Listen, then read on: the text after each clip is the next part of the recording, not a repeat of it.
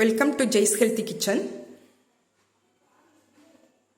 இந்த வீடியோவில் நம்ம ஏர் ஃப்ரையரோ இல்லை ஆயிலோ எதுவுமே இல்லாமல் நம்ம எப்படி வத்தல் வடகம் அப்பளம்லாம் நம்ம பொரிச்சு எடுக்கலாம் அப்படின்றத பார்ப்போம்.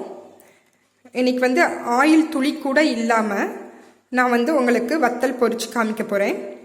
இதுக்கு நமக்கு தேவையானது ஒரு அடிகனமான பாத்திரம்.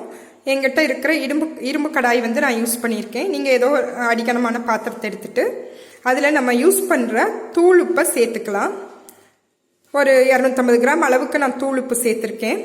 இதை நல்லா ஹை ஃப்ளேமில் வச்சு ஹீட் பண்ணிக்கணும். ஒரு 7 மினிட்ஸ் ஹீட் பண்ணதும் ஃப்ளேமை நல்லா மீடியத்தில் வச்சுக்கணும். நம்ம வத்தல் பொரிச்சு எடுக்கிற வரை ஃப்ளேமை மீடியத்தில் வச்சுக்கணும். ஃபஸ்ட்டு ஹை ஃப்ளேமில் வச்சுட்டு உப்பு சூடானதும் அது மீடியம் ஃப்ளேமில் வச்சுக்கணும்.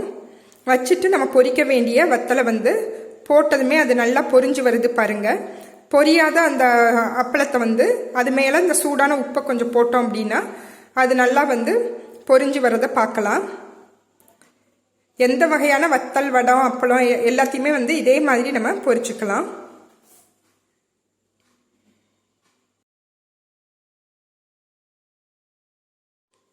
இந்த இதை பொரிக்கிறதுக்கு நம்ம தூளுப்பு தான் யூஸ் பண்ணணும்.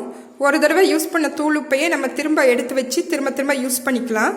இது நம்ம கேக்கெல்லாம் பேக் பண்ணுறதுக்காக குக்கரில் அடியில் போட்டு யூஸ் பண்ணுவோம் இல்லையா, அந்த உப்பு கூட எடுத்து வச்சு நம்ம யூஸ் பண்ணிக்கலாம். உப்பு திரும்ப யூஸ் பண்ணுறதுனால ஒன்றும் ஆகாது, கலர் மட்டும் மாறும், அதனால ஒன்றும் பிரச்சனை இல்லை. இந்த உப்பை எடுத்து வச்சு ரீயூஸ் திரும்ப பொரிக்கிறதுக்கு இல்லை கேக்கு பேக் பண்ணுறதுக்கு இந்த மாதிரி விஷயங்களுக்கு நம்ம இந்த தூளுப்பை யூஸ் பண்ணிக்கலாம்.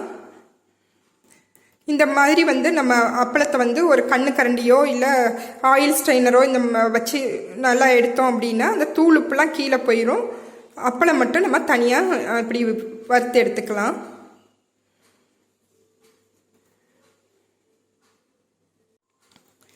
இப்போ பேட் அப்பளம் போட்டு பொரிச்சு எடுக்கிறேன்.